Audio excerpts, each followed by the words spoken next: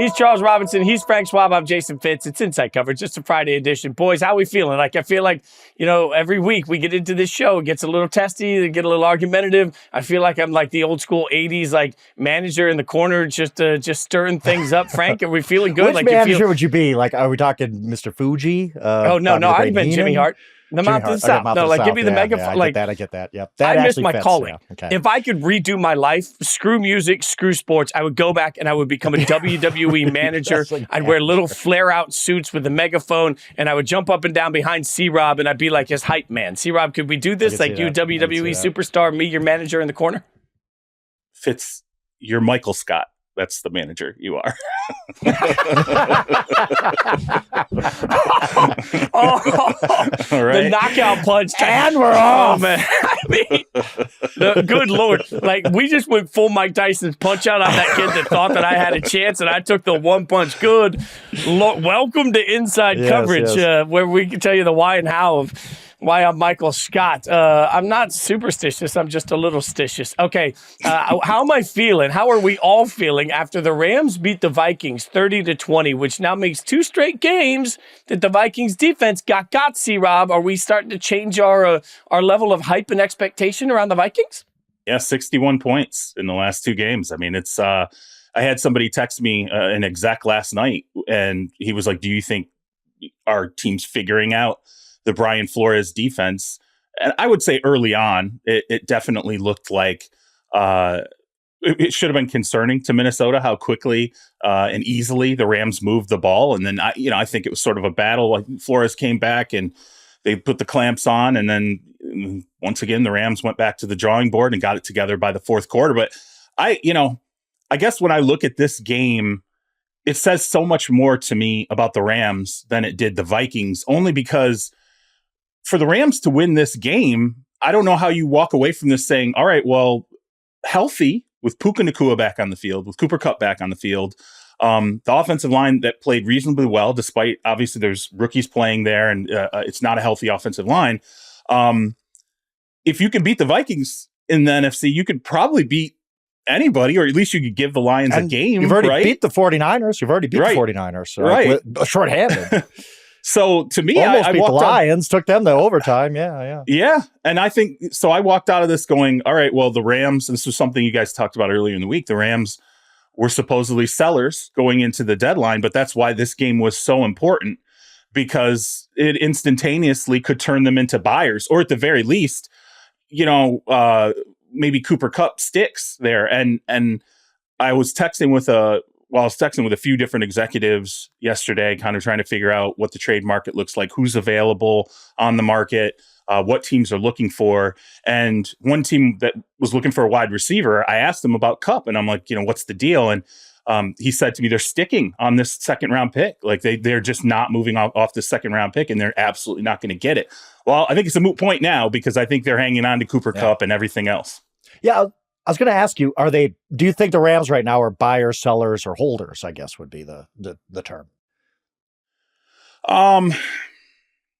It's a good question, because, we still have time before the deadline, right? Like, this isn't... It's true. Moving it back changes everything, yeah. It does. Yeah, moving it back, absolutely. And this happened last year. I don't know if people remember, but the Denver Broncos were supposedly heavy sellers going into the trade deadline last year. It was like, Jerry Jeudy's going to get moved. That's right. Cortland Sutton's going to get moved. All these guys are going to get moved. And then it didn't happen, because the Broncos won a game right before the deadline, and it kind of changed the vibe in that building. It was like, hey, let's not do this. Let's see where we can take this the remainder of the season. I'm sure that's the thought process inside the Rams, and particularly Sean McVay. That was the impediment to me, even prior to this game being played, when I was talking to different individuals across the league about availability, and we would hit on the Rams. Everybody kept saying to me, do you really think Sean McVay is going to allow that to happen? Do you really think Sean's going to go through a dead half of a season after selling off players at the deadline? Nobody really bought that. And they kind of were like, look, if anybody gets moved, particularly if it's Cooper or, God forbid, Matt Stafford, there's a little arm twisting that's going to have to go on in that franchise for that really to occur with Sean McVay. Now I think that's all off the table. And again, we have a little more time that I think can calculate whether or not the Rams will be buyers. And remember, too, That's fair. They have salary concerns. It's not like the Vikings have cap room. The Rams don't have a bunch of cap room right now. There would have to be some gymnastics to add pieces at this point. But I don't know how you could be Les Snead this morning or Sean McVay this morning and not sit there and go, hey, if we're healthy and we got a shot here. So how can we take this, as far as we possibly can, knowing that there's change potentially coming in the offseason? And knowing the NFC West isn't that good right now. I mean, technically they're ahead of the 49ers. Like, they're a mess. Same record as 40. Yeah, they're a mess. And you got the game in hand on them after the head-to-head win. You're only a game behind Seattle. I don't think the Rams look at Seattle as some insurmountable force. So I think that the thing about the Rams are the one team in the NFL, if they're not buyers or sellers, they're never, it just never seems they're going to be holders, right? Like it always seems like they're going to be aggressive one way or another. So really interested. I mean, their defense played well yesterday, and I don't think that's a good defense, but you could always add pieces to that defense. It has not been good throughout the season. So I'm very interested to see what they do, because they're always interesting. And here's the thing, guys, there are defensive pieces out there that like Josh Uche with the New England Patriots, you can get him right now. And you can get him pretty cheap from the Patriots. Now, from talking to individuals that are doing work on Uche right now into the deadline, it sounds like he's more of a situational defensive player right now. But Chase Young, Lattimore, the corner in New Orleans, both Chase Young, the end, and Lattimore, the corner in New Orleans are guys that I think the Saints would ultimately take calls on. DJ Reed, the corner in with the New York Jets, I don't know that they're going to do a contract extension with him this offseason. And if they're not, if a team goes to them and says, hey, maybe you get a third compensatory if you let him walk, but what if we offer you like a third that could graduate to a 2? Maybe the Jets think about that, And so there are some defensive pieces out there to be had, no question, but there's also other teams that are looking for defensive pieces. I think Washington's in the market right now looking for defensive pieces. The Chiefs right now are looking for cornerbacks. So it's going to be a competitive market for defensive players for sure. Look at the West overall. And Frank, you mentioned this. I mean, Seattle's in first place. And Seattle's a team that at times I feel like I believe in, at times I feel like I don't, just being honest. But they're ahead of schedule. Like, I thought their defense would take a little longer to get where they are. They've got a lot of talent on the offensive side of the ball, right? With an offensive coordinator that came in with a lot of fresh ideas. So I think Seattle's a little ahead of schedule, but I don't think Seattle scares the snot out of anybody, right? So if you're sitting right now and we have to handicap the NFC West, well, you've got a 49ers team that's decimated, a Rams team that has been decimated but has managed to tread water and is now getting healthy. Why not the Rams? I mean, if you're looking across the board and right now had to bet your house on any one of these teams, I'd have a hard time betting against McVay and the Rams simply because of proof of concept. Yeah, I'd still take the 49ers, but you saw, like, it's funny, like, everybody, especially fantasy circles, right? Before the game yesterday, it was like, I don't know, limited snap count for Puka Nacua. It might only get a couple of targets. And Sean McVay is like, here, buddy, here's 15 targets and 100 yards, whatever. We don't care. We don't ease anybody back in around here. Nacua was like, okay, no problem. Yeah, like, Nacua looked good. Like, he really did look good. I mean, he's a star. I said this last night on Fantasy Football Live. I think the argument that it was going to be a limited number of targets was stupid because they were about to come to the mini-bye. So if there's some moment of like, I'm not quite sure if he's ready, you got 10 days before your next game. You wait. You wait the extra time if you're not sure he's ready. Like, I wasn't surprised by the target share. I wasn't surprised by the workload. He's embracing his Troy Polamalu too with that hair. How about, man? He's really going full Troy Polamalu with the hair. It's crazy. No, he looks great. And, I think it's the crazy thing too is, like, not only do they hit the ground running the second he walks back in the door, and as you said, the rest of the NFC West has problems. But Frank talks about San Francisco.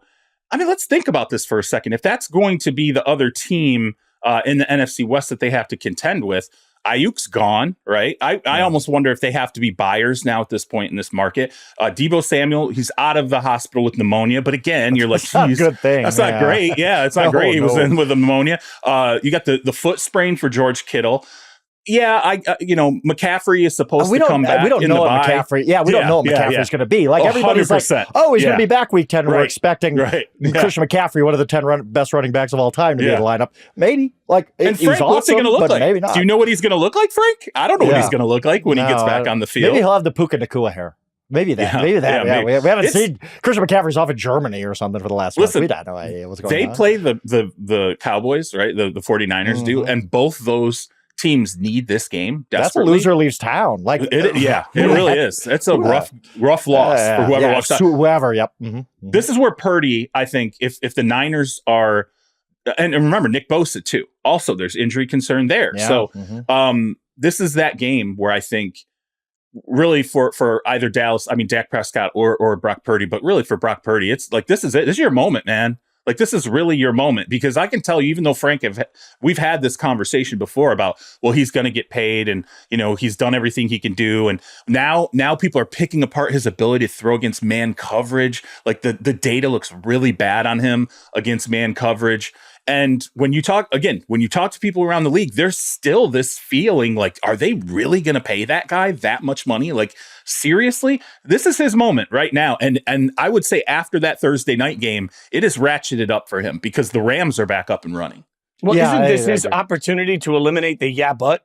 Like, if he comes out and plays, they don't even have to win the games. If he comes out and just plays electric football, then all of a sudden but he doesn't do this. Like, those things are eliminated. That. I mean, that's fair. Maybe every game is a referendum for him. It's just he's one of those guys. Can't get away from those guys. Yeah. Electric football was awesome, by the way. You put the pieces on and then you turn it on. You guys remember this? You're old enough to remember. Oh yeah, absolutely. Football. Yeah, I know. I'm just thinking about how like the entire listening audience is like, electric football? What are you talking about? They're like, what? Look it up, kids. It was really fun back in the day, like before we had Madden 25. Yeah, it was torture when your like running back would get turned around and all of a sudden he's going the wrong way. He's going the wrong way. You're like, no. And you're trying to kick that little foam football through the goalpost. But anyway, real quick before we move on, because I do want to talk about the Vikings a little bit. I'm of the mind that they're fine. Like, look, you lose to the Lions, whatever. The Lions are better than you. Okay, that's kind of what I assumed anyway. And then you have a really tough turnaround going at the Rams, Sean McVay. They had a lot of life to them with all their guys back. I don't really worry about the Vikings. I think they're going to be fine. But yes, you've seen a little bit of like, okay, we're figuring out Brian Flores' defense. Now, part of that is Ben Johnson and Sean McVay are awesome. Like, they're going to figure things out. There was a play late in the game, I think it was 3rd and 9, right, as Minnesota's trying to get the ball back after they punted, that the Rams ran basically what looked like a receiver screen to Puka. And they let Kupp slip out the back door, using Flores' aggressiveness against him and that defense's aggressiveness against them. I thought that was telling to say, hey, we're figuring out some things. You want to be super aggressive. We got a counterpunch for that. Do you think, I know the exact play you're talking about too, and as it ran, it was so clear as day what they were doing, like a half a second into the snap. Do you think, though, didn't that feel like a decoy moment? Like, I was like, wow, this is really obvious. They're running this screen to Nacua. I mean, it was, you could have put a neon sign over him. No, I thought it was obvious they were trying to slip Kupp out the back door. I thought it was a decoy I thought it was play for sure. As soon as it happened, I was like, oh, no, that's not what's going on here. It's like, Kupp is downfield for 20 yards at a first down. One thing about the Vikings this is why I think they're going to be fine. Let me read this because I was actually surprised by this. This is our upcoming schedule. Versus the Colts, at Jacksonville, at Tennessee, at the Bears is not easy. Versus Arizona, versus Atlanta, they should beat them. Bears at home. I mean, like, you got like a stretch of 7-8 games there where it's like, well, okay, you should be 6-2 at least out of those games.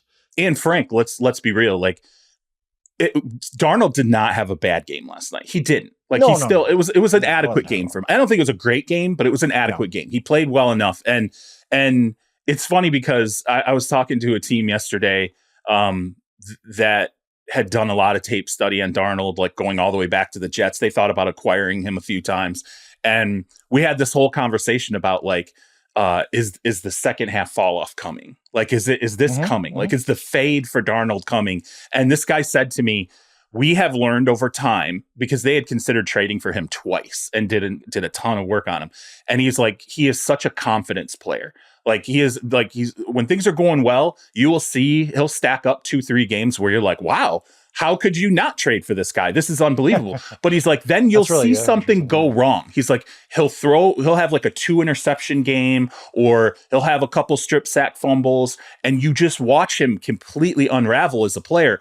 That's the one thing I would say about the Vikings when we talk about whether or not we want to worry about them. I want to see Darnold have a legitimately Darnold-esque game that we've seen from his career, where it's, a couple interceptions, a fumble, they lose a game, and everybody's kind of staring at him like, okay, man, like we can't have you doing that. And then I want to see him rebound, because that is, I think, part of a journeyman quarterback turning the corner and putting it together later in his career. And I think we saw it with Geno.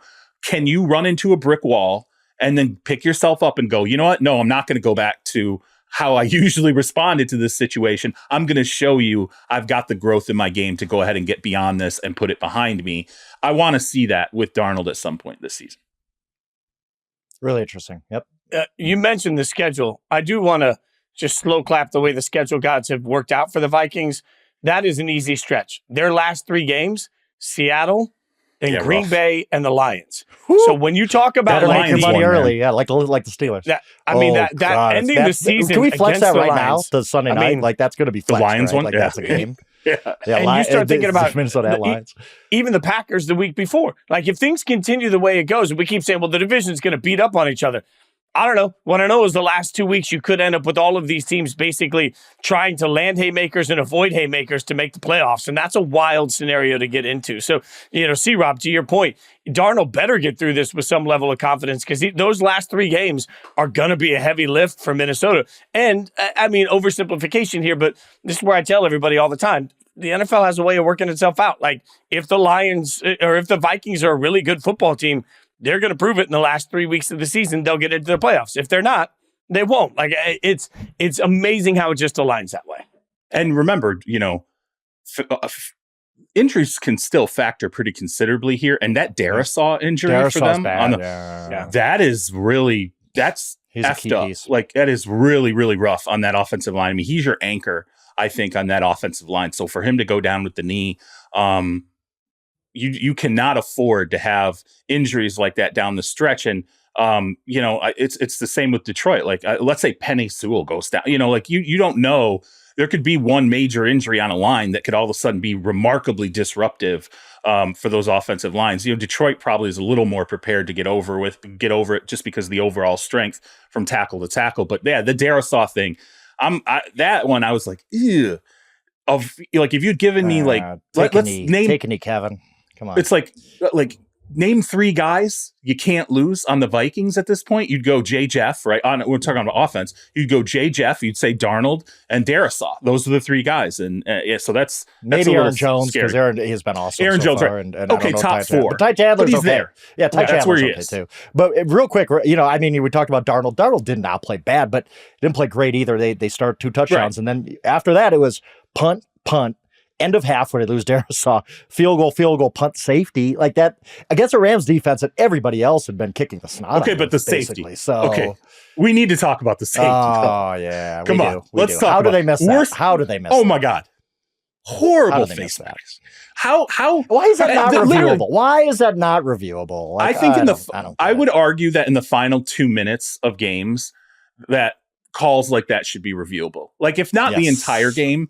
Definitely the final 2 minutes. I think there are certain calls that should be reviewable. But to me, I mean, screw whether or not it's reviewable. The official was right there. He's right there. He literally is standing there staring he's looking over the back of Sam Darnold when, I mean, Byron Young, he gets, Byron Young almost rips his head off in front of him and then grabs his helmet. It grabs his helmet like, oh my God, I'm cooked. Right. He knew. He's like, I can't believe it.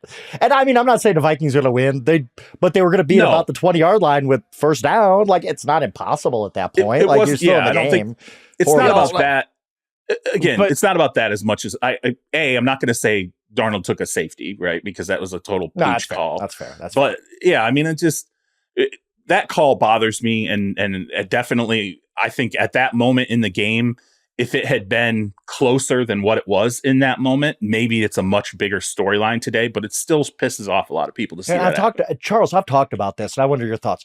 I think that replay was going to be expanding to things like that, but we had that 1 year where we could review pass interference, and everybody freaked out. Everybody freaked out. Everybody hated it. Everybody complained about it so much that the NFL was like, whoa, okay, no more pass interference reviews and no more anything reviews. We're just sticking with what we got. I've always been a fan of the Belichick model, which is you don't get any more challenges, but you can review anything. Like, you throw that red flag and you tell them, I want to review that holding call. And they're like, okay, well, probably it's like spotting the ball. Like, every time a coach reviews the spot of the ball, we know this probably isn't going to get overturned because spotting the ball is one of those calls that just doesn't get overturned.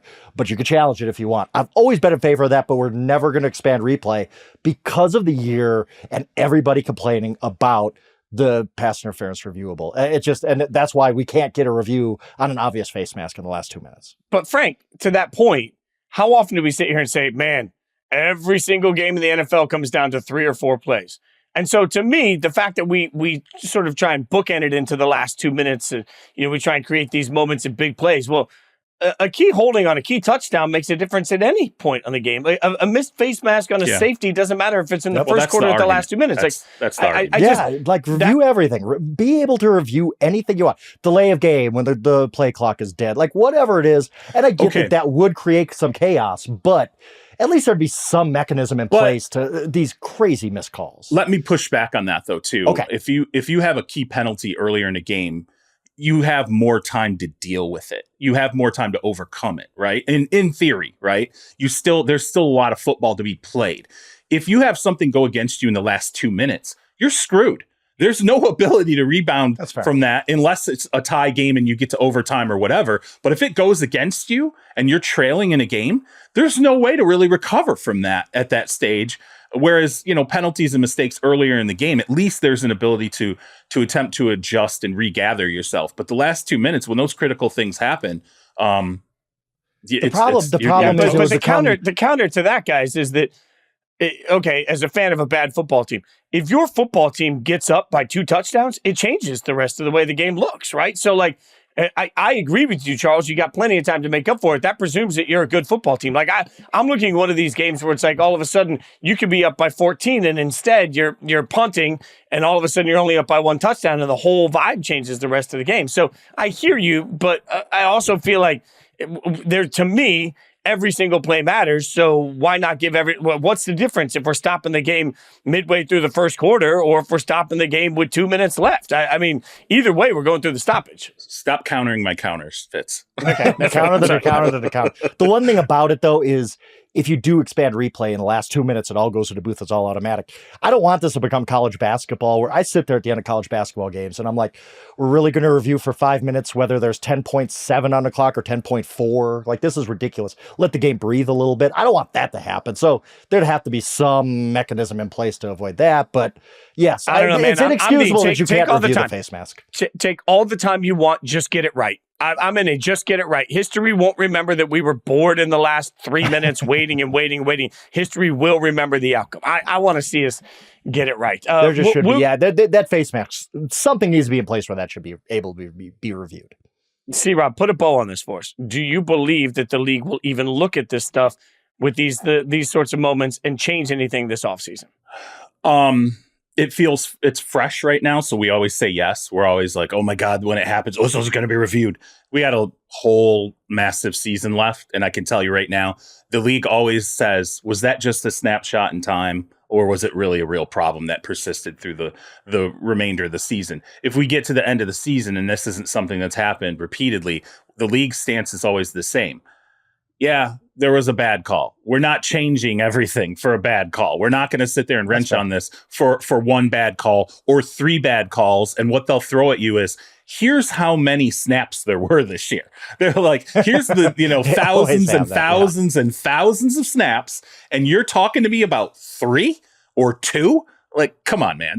They always go to the data. So unless it really is something that happens repeatedly or happens in, again, like a playoff game, which is where we got the review on the pass interference, something gets and the changed overtime rules and But that's where like when Raj calls me eventually and makes me the assistant commissioner of the NFL, I continually say we can end all of this. Right? Yeah. Right. Yeah, the assistant to the regional manager. This is the hill that I always die on, that like, hey, They could simplify a lot of this in perception if they started to make the grades and percentages of officiating public. Like when you start the broadcast, if they were like, your officiating crew is Jason Fitz, Frank Schwab, and Charles Robinson, and underneath it was like, this crew has graded 88% of all calls correctly. 0.0, you know, yeah. Like give it, because we've learned to accept that, there's a particular completion percentage. We know that if you're in the 60s, you're sort of in the normal range. Like we know touchdown to interception ratios. We know drops. We know targets. We know all of these numbers, and it gives us context around players. If we had those same numbers and same context over officiating, it would take a year or two to adjust. But you'd finally look around and be like, oh, this official actually is really good. He just missed that one call. There's just a grace of forgiveness that comes with understanding. Here's a way to make money. I'm going to give this idea away. Okay, somebody can make money off this. In the primetime games, figure out a way to live grade the officiating as it goes. Whether it's a percentage, whether it's, percentage of correct calls. So you start the game at 100%, right?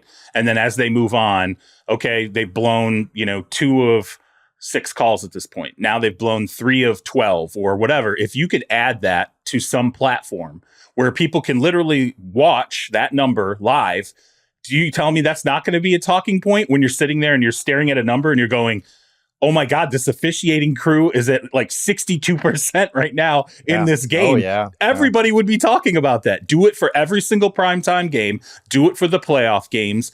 And live score the officials. Add it to some element of some platform somewhere, because the NFL is not going to do it.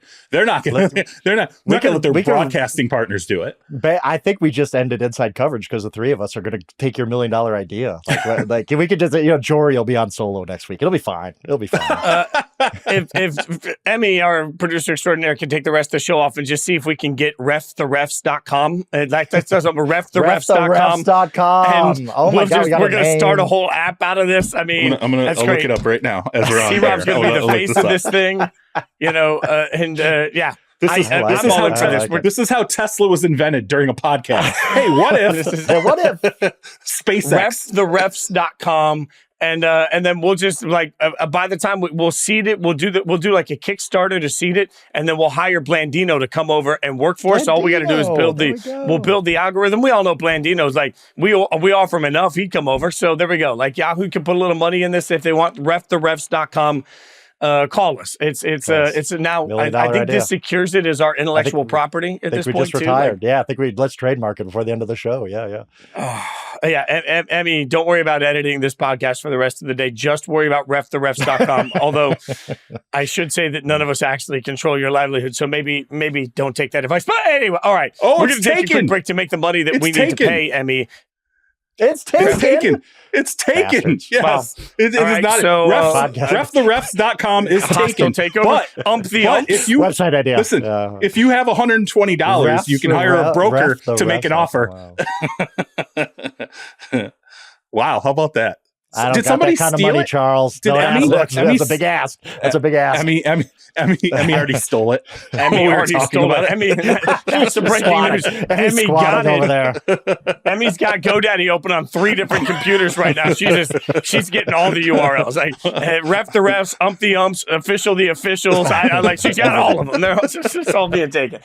All right, now we're going to take a break to raise the money to buy reftherefs.com. And then when we come back, we'll continue to figure out how to become moguls. And we'll also tell you a little bit of quarterback stock exchange. We'll do it next.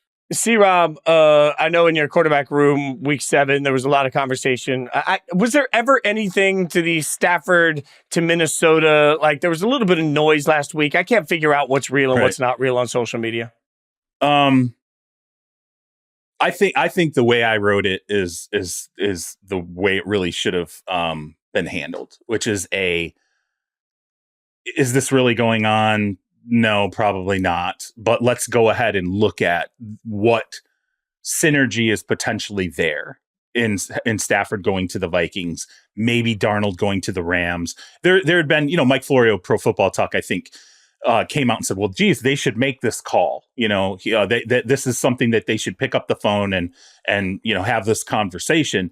And I understood that, because when you sit there and you look at the relationship between Kevin O'Connell and Matt Stafford, the accomplishments they had together, obviously winning a Super Bowl when Kevin O'Connell was Stafford's OC with the Rams. They were players together on the Lions roster in 2009. I mean, O'Connell got cut before the season started, but they were in the offseason passing program together. And Matt Stafford has always had effusive praise for Kevin O'Connell. And one of the reasons people are going to say, well, this is stupid. That's never happened before in league history. It's dumb. Like, I understand all of those arguments, but I will say this. There are some owners in the league who you could approach at a juncture of, like, right now in the season, at this juncture in the season, and you could say, we don't have a quarterback that I am certain can take us to a Super Bowl. However, there might be a guy who I have a past history with who I think could take us to the Super Bowl and finish this season. And there are some owners in the league who would entertain it, who would sit there and go, let's see if we can get that done. I don't think that's I don't think that's necessarily Stan Kroenke, Les Snead, and Sean McVay on the Rams side. And, I don't think it's the Wilfs and the brain trust on the Vikings. So I don't think it was anything that really was ever realistic. I actually saw some, I will say they weren't like hardened journalists out there saying, oh, they're having talks. That is just, come on. I have no indication whatsoever that they were actually having any kind of trade talks about their quarterbacks whatsoever. Yeah, and that's where I think Jory has pointed out, making calls is something that every team does about everybody, right? Like, right. Having talks can be as simple as, hey, we're exploring. To your point, there's a difference between sitting back and saying, how do we make this happen if we wanted to make this happen versus sitting down and saying, let's make this happen. And that's the fine line in a blue checkmark world that I think it's harder and harder to delineate. Fitz, what's even more interesting about it, and I don't know that a lot of fans know this, sometimes they'll have conversations through us, through media members. You'll get a call from a team and they'll ask you, hey, do you think such and such would be willing to part with so-and-so? And what you end up doing is you go, I don't know. Let me talk to that team and see kind of where they stand on it. And then that team goes, well, who's asking? Why are you asking me this? And, if you want, you can roll it out there and be like, well, they were kind of picking around, calling me and asking me questions about, this player. And then the other team can say, well, maybe that's a conversation I would have if this compensation was involved. So then you go back to the other team and you go, well, I don't know. It sounds like maybe they could take a call on it if this was involved. And so, this is in terms of like reporting, what you end up doing is you go, well, now I know that this team is interested in this kind of a player or this position or whatever. And that's when you will hear, you'll hear reporters when they'll say, this team is looking for X or this team is willing to part with Y. That comes from typically conversations that you have with teams where they're asking those questions. And the interesting thing is too, when that occurs, it gives teams plausible deniability and some accuracy when reporters say, did you talk to X team? And they go, no, we didn't talk to them. We've made no calls to that team.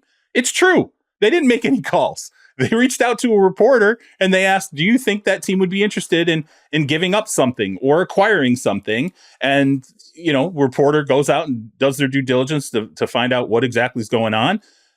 The two teams walk away with a better understanding of where each stands. And then the reporter walks away with the knowledge of, oh, now I know, where this team stands on this player or what this team is ultimately looking for. And it gives you the ability to go out and say, hey, I know the Steelers are looking for wide receivers. I know the Chiefs are looking for cornerbacks right now. That's where that information comes from. Where's the line? And I find this interesting. Where's the line for an insider? So, like, let's say my beloved Raiders call C-Rob and say, hey, do you think Sam Darnold's on the trade market? And C-Rob starts just calling around to find out. Like, as an insider, as a reporter, as somebody that covers all of this, how do you find your line in like getting the information, but also not being used like a pawn? I don't think that's being used like a pawn. I think that people need to understand that most reporters who have dialogues with teams, they only report a small fraction of what they ultimately know about those teams. I mean, that's just, reporters aren't out there reporting 100% of what they know. And, all the high level operators, I'll give you an example, like Adrian Wojnarowski, which obviously he worked here at Yahoo, worked at ESPN. He just, retired, and he's gone to St. Bonaventure to be a part of that basketball program. Woj broke more news than anybody on the face of the earth. He was a machine. I guarantee you, he probably broke a quarter of what he knew. And so people are like, well, though I'll get people will be like, well, is that ethical to not report every single thing you know? It's not a question of ethics. It's a question of, like, you're maintaining your relationships. Like, this is how you do your job. You have to continue to bring things to the table. And so, is there a line?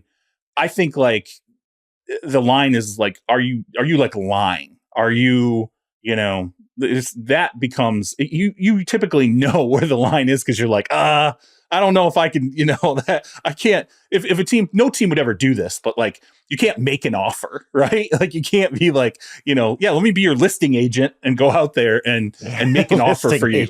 Like, that to me is kind of where the line is. But the only way you can really stay dialed in accurately on what teams are looking for and how they feel about players is to engage in talks with them about, who are they looking at across the league, or, what players are they feeling like they can, the deadline's approaching, like, who do you think you would make calls on, or take calls on? And, some of that has to do with, then you are going to other teams and asking them, how do you feel about a certain player? So, like, here's a really good example. Like, let's say you're talking to a team and they say, I'm saying, okay, deadline's coming up. Maybe there are guys that you're not going to do deals with, you're not going to do extensions with, or whatever in the off season. What do you think? Like, who do you think you would ultimately be willing to pick up the phone on? And maybe a team will tell you, possibly this guy, depending on what the compensation is or whatever. And then you can go to other teams and say, what do you think that player's worth? If they're ultimately willing to take a phone call on this player, what do you think they're worth? That's how you find out what the trade value is for a player. I wrote a story last year when it was like, okay, the Chicago Bears are potentially going to deal Justin Fields. What's the compensation going to look like? I reached out to a bunch of teams, and including some teams that were interested. And I said, what do you think he's worth? And they're saying to me, do you think they would trade him?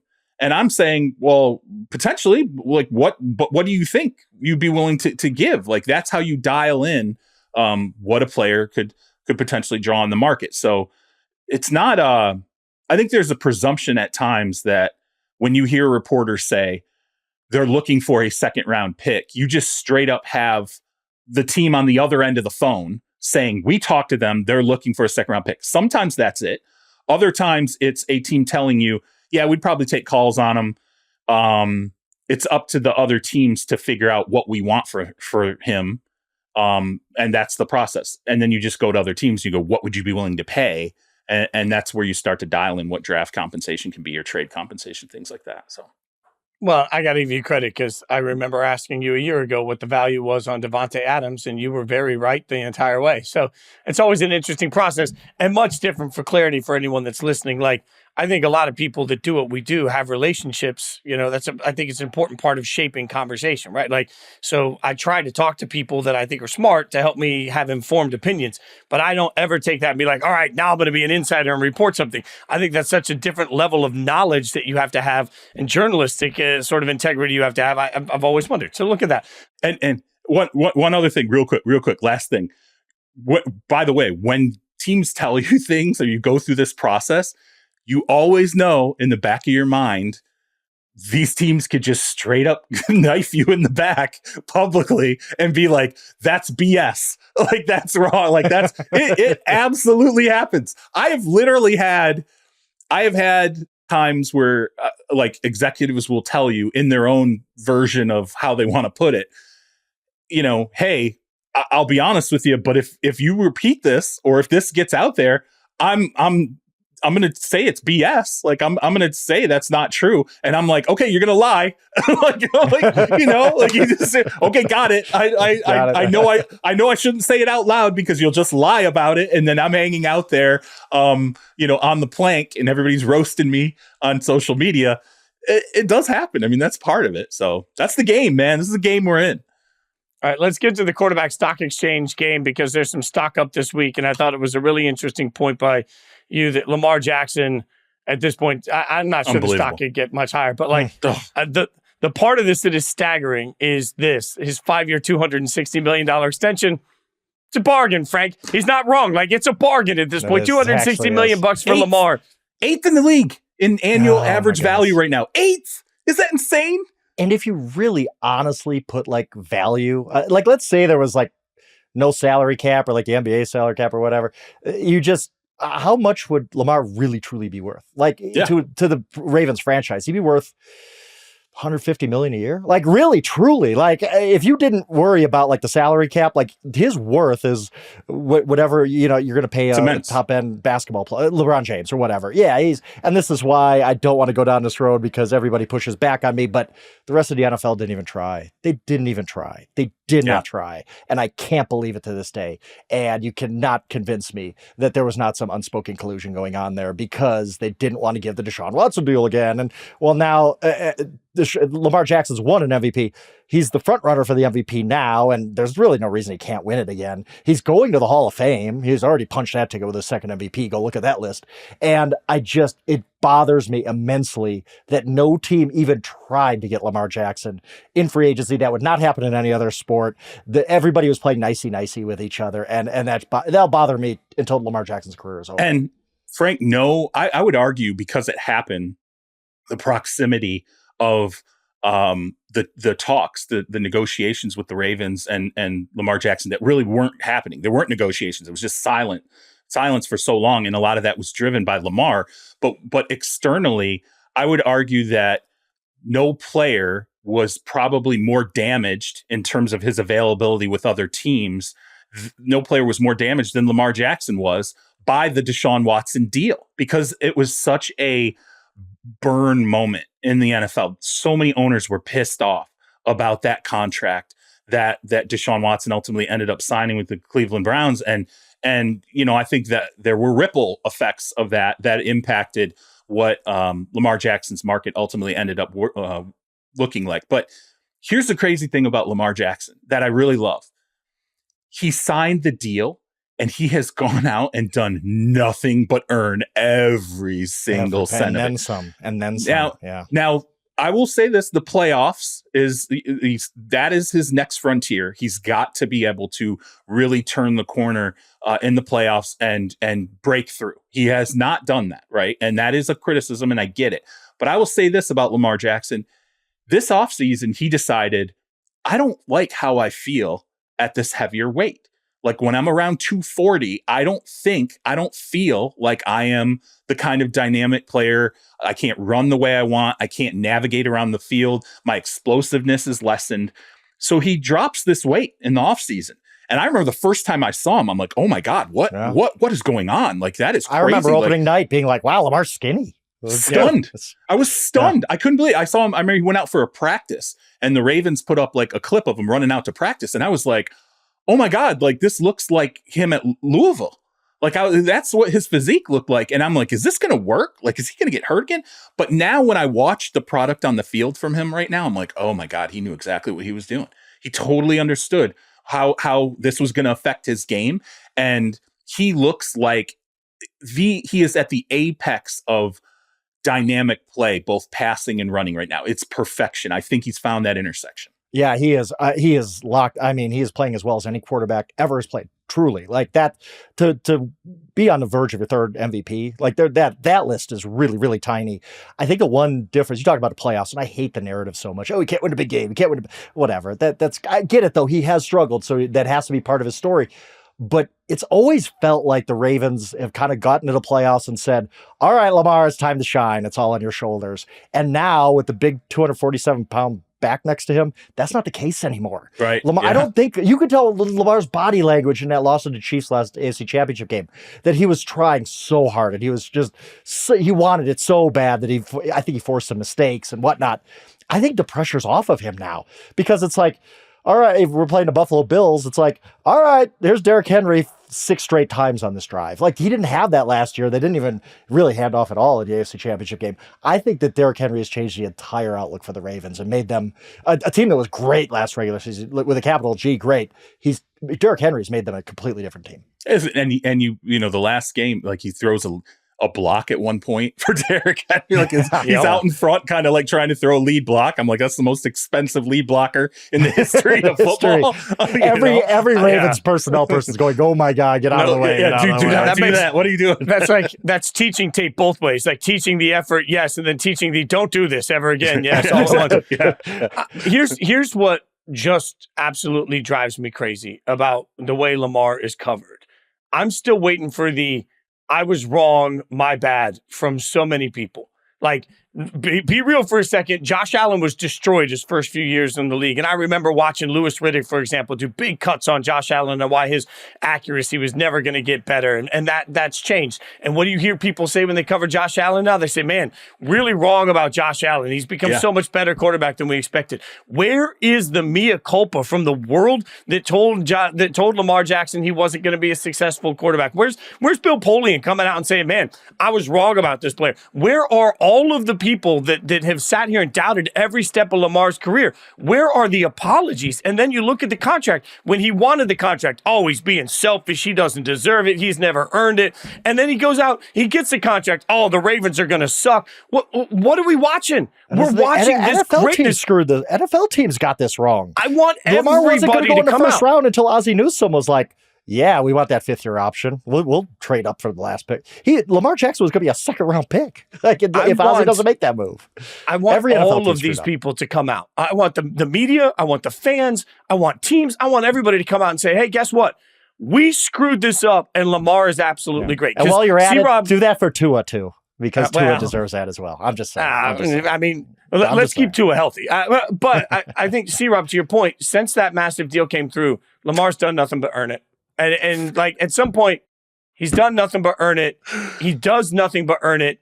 He's an MVP candidate every year. He's one of the best players in the NFL. Like, there's a lot of people that just need to eat a bunch of crow on Lamar Jackson. Frank's out here trying to start like side fist fights in the middle of a fight. He's like, let's throw Tua in this. Tua is the most underappreciated player in the NFL. Okay, but that's a whole other conversation, Frank. Stop trying to most underappreciated. Tua is underappreciated. But the point is nobody wants to backtrack on their draft takes. Okay, that's what it is. We're not talking about Tua right now, so stick to the subject, Frank. It's the same. It is a subject. Okay. Nobody wants to take the L on being wrong on Lamar. Nobody wants to take the L on being wrong with Tua. No one was talking about Tua. You brought him into the conversation. I did. Okay, so I am taking him out. We'll talk about Tua later. Let go. We'll talk about Tua later. I okay. refuse. This is my hill. Frank, this is the equivalent. We're sitting at the bar and we're having a conversation about like Louis, like we're having a conversation about $150 per shot whiskey, and you're coming in bringing like a nice bottle of Jack to it. Tua, fine. Tua's fine, but he does not belong in the same conversation as what we're having. No, it's. But what about Don Julio? How come we're not talking about Don Julio right now? like what the hell, man? We don't. It's not a Don Julio conversation. Let it go. Just saying. Christ. I got my Crusades, boys. I'm gonna die. Anyway, going back to the conversation that we were talking about, part of that, I don't think he wants an apology. That's the great thing about him. He has done things his own way every step. And you've never heard him say, I don't even feel like I've really, maybe occasionally he'll slip up and there will be a little bit of it. But I haven't even really heard him say, yeah, what now? What now? Like, look at what I've done. No, I've never really heard that from him. Instead, so here's a little inflection point too. This is what it's like to go to games and cover him. There are a lot of games where you will go and you'll cover it. And then you're like, okay, quarterback's doing podium. Well, let's go ahead and wait 45 minutes. Because it's going to take forever for them to shower and get manicured and get all the suit and all this stuff and look perfect when they get up there. Lamar shows up to podiums after games wearing his pads. That's how he shows up. That dude is like, I am football. I'm ready to talk football. Game's over, win or loss, whether it was great and I'm happy or whether it was horrible. And I got to go out there and talk about this and I don't want to. He rolls in his pads. He takes the questions. He answers them all. And then he rolls out. And I'm like, I kind of respect that. I respect this dude just being about the game and just being about football because that's how it feels with him.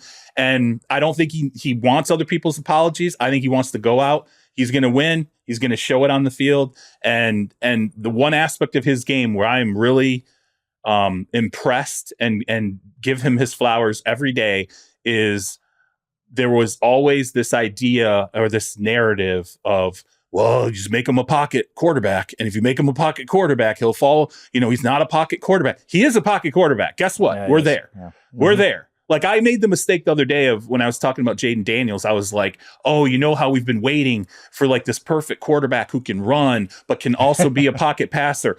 And I was like, oh, and we've got him. Well, guess what, Charles? You were wrong. We've had him. It's Lamar. He got there. He's there. Yeah, he's the first. He's playing at a level that we've rarely seen in the NFL. Okay. If ever for that brand of quarterback. Let me get to a quick stock down because I think it probably writes itself this week. You have Patrick Mahomes stock down. I feel like, boys, like I was saying this to some friends the other day. When I was walking around on the field at the Super Bowl for Yahoo Sports, I was talking to some of the Chiefs players I had interviewed in my previous life at ESPN, and everybody knows my Raiders fandom. And one of the guys started joking with me, and he's like, hey, I just want you to know, we remember Christmas Day. We're never going to forget Christmas Day. This team is going to remember Christmas Day, which remember is when the Raiders turned around and beat the Chiefs the last time the Chiefs took a loss. I think like this Patrick Mahomes is down thing. C-Rob is about to come just absolutely thundering back because I don't know. There's just a little bit of juice in the veins for this one. I can see the Chiefs trying to put up 50 this week against my favorite team. Well, and here's the thing too. I want people to understand it's a gentle stock down. Like this is like NVIDIA, okay, where you're like, oh my God, NVIDIA pulled back 6%. You're like, oh, the stock is down 6%. That's usually when you want to buy. He is the NVIDIA of quarterbacks. I mean, he's it. He's everything. He's the best next to Lamar. I mean, he's the best thing the NFL has going. And that's why, to me, there is this gentle stock down. It's remarkable to me to sit there and go, wow, he's got 8 interceptions. He's got 6 touchdown passes. Like this is unusual. We're not used to seeing this. Why is it so hard for all of us? And I do it too. Because I always, when I'm like, well, Mahomes, he wasn't really great against the 49ers, but he's still the best player on the planet. You always have to make this excuse. Why is that? Why can't we just come out and say, you know what? Patrick Mahomes ain't playing great football this year. He's not. That's fine, but we can't just come out and say it. That's the stock down. Is I'm like, this is unusual. Like this. But even you were like, this is so gentle. Don't get on my mentions and all this kind of stuff because you know what's going to happen. No, people are going to be undefeated. Like, that's not why, Frank. That's not Frank. That's not why.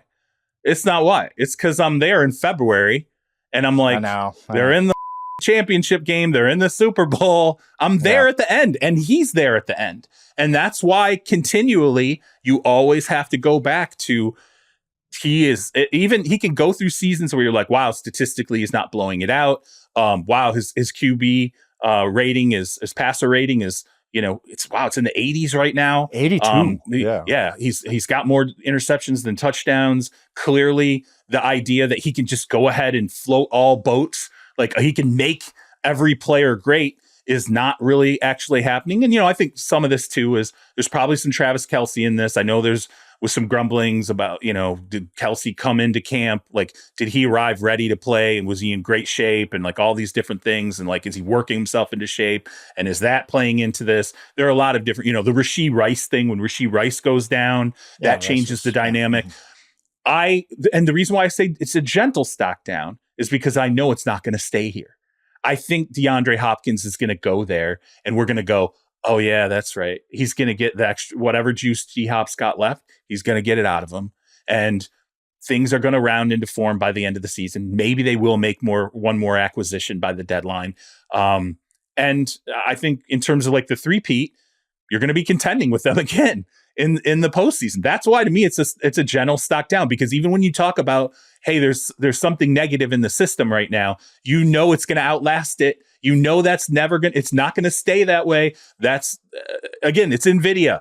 It's oh man, the market's red and NVIDIA's drawn back a little bit, and is AI not the future anymore? And then like a month later, you're like, oh my God, why didn't I buy it then? Like, what am I doing here? Why am I questioning whether or not AI is going to matter in the future? His AI is championships, right? His AI is Super Bowl wins. That's what, to me, always makes it hard for us to criticize. To oversimplify, Frank, is two people that dabble. I think we both know if somebody came in today and they were like, hey, you have to make a bet. You are betting your house today on one quarterback to win the Super Bowl this year.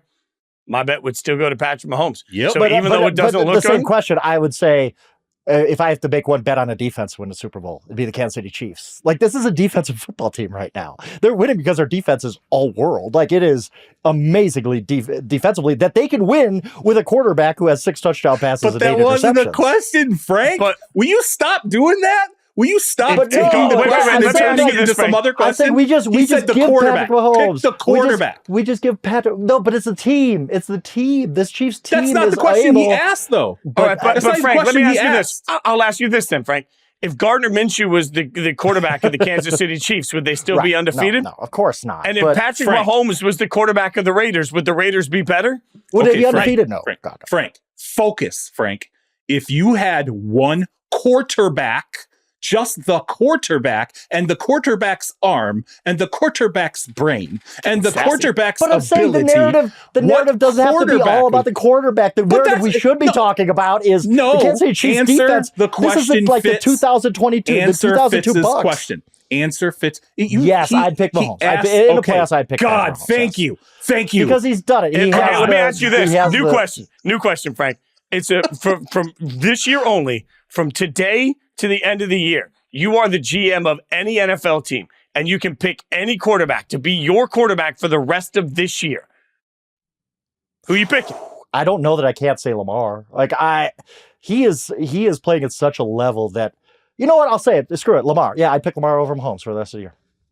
Patrick Mahomes is not playing great football right now. No, Frank, I will say Lamar this. Jackson's on a level he's Joe Montana 1989 right now. It feels like a breakthrough moment for Lamar. It really does to me. Like if I'm sitting here and I'm looking at it objectively and knowing what I've seen him do on the field, how he's playing, in my mind, I'm like, it feels like this is it. Like it's all come together. Like this feels like everything has come together for him. And this is going to be the year he's going to win another MVP. So he's going to have back-to-back MVPs. He's going to have the postseason success. Zay Flowers isn't going to fumble in the AFC Championship game. They're going to be the ones to dethrone the Chiefs, and this will be the year that Lamar Jackson wins his Super Bowl year. That's what this feels like right now when you watch that team. I agree with all of that, and it's really going to be sad when we're all in New Orleans watching Mahomes yet again. All right, going to take a quick break. There's one quarterback I've been tougher on than any player in the history of this show. And his career as a starter's over. We'll tell you about it next. All right, gentlemen, before we get out of here, Will Levis, the Titans quarterback, you guys know I've been very difficult on him. What do we do? I'm going to do a Levis segment? I'm just saying, Hopkins gets traded away for, are the Titans in complete sell mode at this point, C-Rob? Are they done? They over? Are they complete rebuild? Fitz is sitting here. We up until this point, I think we've done a pretty good podcast. And Fitz is like, this is the proverbial turd in the punch bowl. Fitz is like, let's close it out on a Levis. Fine. We won't close it out with Will Levis. We'll close it out with Tua Tagovailoa refusing to wear a Guardian cap just to piss Frank off. Oh my God, please. Why is Tua doing this? I wish Tua would wear a Guardian cap. I don't really understand why he's not. Like, he didn't give a reason. He's just like personal choice. I don't he doesn't want to. I have a suggestion. I think the league. Can you write it and put it in a box for us, please? And we'll read it. I think the league. I think if I would like the league to engage the union and have a conversation about player safety and create, not just for Tua but for everybody, an element of thresholds where it comes in terms of concussions, where it's okay. You have suffered 3 grade 10 concussions during the course of your career, meaning you got concussed and you missed games afterward, right? So let's say we grade it out. So that's a grade 10 concussion. You got concussed, you missed games after that. Upon your 4th, you now have to wear a guardian cap the remainder of the season. And then when the next season comes around, you don't have to start the season wearing a guardian cap. But if you suffer a concussion that next season, you have to wear a guardian cap the remainder of the season. I would like there to be a dialogue between the league and the union where they say, is there a way, and we know players don't want this forced on them, but is there a way where we can kind of mandate a safety rule? If you're suffering multiple concussions, you're going to be placed into a category where you're going to have to wear this guardian cap. Now, I did bring this up to an executive, and he was like, and I thought it was an interesting analogy. He was like, it'll never happen. He's like, there's no way. He's like, because that's the red practice jersey. And players hate the red practice jersey. You don't want to turn guardian caps into the red practice jersey. And every time this guy runs out there, he's wearing a guardian cap because he has to, because the league told him you get concussed too much. You don't want to turn it into that kind of negativity. I also think, Frank, you would be essentially putting the Scarlet A on every person that's like the league would have such a jarring issue when all of a sudden in a few years we're looking at it like, wow, there's 18 players in this game wearing guardian caps. Like our concussions were like right now, out of sight, out of mind. We forget the guys have had them. But if suddenly you see guardian caps everywhere, it's going to be like, well, is he wearing it because he wants to or because of the concussion numbers? And now it becomes truly like this identifier for the visual TV audience. I think it's really interesting to me because I think from an aesthetic standpoint, I don't even care now. Like, I don't like, because they put those little stretchy logo, they put the stretchy logo thing over them. I remember thinking at one point, like, are we ever, when they introduced guardian caps, I was like, are we ever going to, I remember the first time I saw a practice, I was like, oh my God, what is going on? What are these things? Then I got used to them. And then at practice, I didn't even notice them anymore. And then I was like, are we going to really see one of these in a game? And I remember the first time I saw it in a game, I'm like, wow, okay, we got a guy wearing a guardian cap in a game. Mm-hmm. And now when the guys are wearing them in games, I'm like, I don't even think about it. Like, it's not. Yeah, it's from a little bit like Marvin the Martian, but why not just make them all guardian caps? Why not put every helmet in the league as a guardian cap? Make the entire plane out of the black box. Like, come on, let's. Yeah, exactly, right? Like, no, but I can't figure out why Tua won't do this. Like, is it just he doesn't want to look? Like, because to me, like, he could do what he wants, and we've all been through that conversation. I can figure it. Why is it? Why? It's for the simple reason that you don't, at the baseline level, these guys, when we cover them, they don't want to ever exhibit what they think is any sign of weakness whatsoever at all. And I do think that is the stigma that continues to be attached to guardian caps for games too. Now, some of it is, it gets hot. It's a little heavier. I get that too. Like I do think there's a performance element of it where if you feel like you're a tick slower or there's just an element where it throws you a little bit, then I think there's that. But look, deep down, I do think that it still exists. There is still some level where players are like, I don't want to wear that thing because I'm wearing a safety device. And everybody's not wearing the safety device. So I'm different. I'm the weak link. I've got this problem.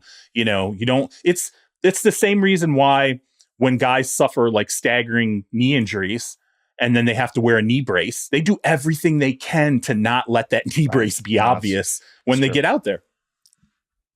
Yeah, it's an interesting. I've talked to a couple former players that have made the joke that they would never wear it. And I shouldn't say joke. They made the comment they would never wear it. They've also made the comment off the record that they would never respect anybody in the locker room that did. So I just think there's a cultural piece that has to change. I want to say before we get out of here, I saved the podcast from a Will Levis conversation. So I'm kind of like a guardian cap for podcasts. My choices by Jason Fitz going into that. My choices were Cooper Kupp, who we alreity talked about, Baker Mayfield elevating younger. I am the human Tua, guardian cap for this podcast.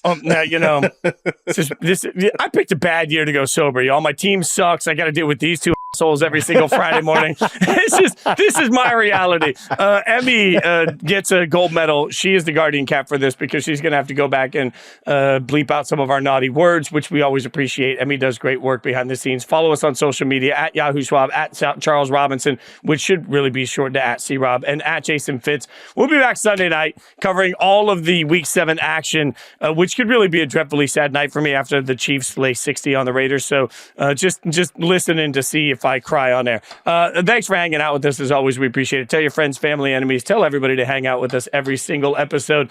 Rate, review, subscribe, do all of the good things. Thanks for listening to the show.